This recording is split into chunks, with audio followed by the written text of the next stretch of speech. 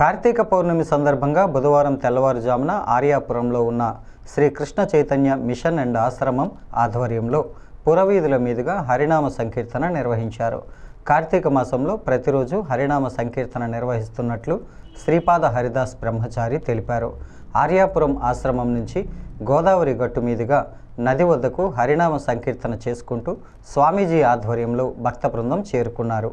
అక్కడ గోదావరి నదీమ తల్లికి హారతులు ఇచ్చారు. హరిదాస్ బ్రహ్మచారి మాట్లాడుతూ ఆ పరమశివుడి ఆశీస్సులు భక్తులందరిపైన ఉండాలని, ప్రజలందరూ ఆయురారోగ్యాలతో తొలతూగాలని ప్రార్థించామన్నారు.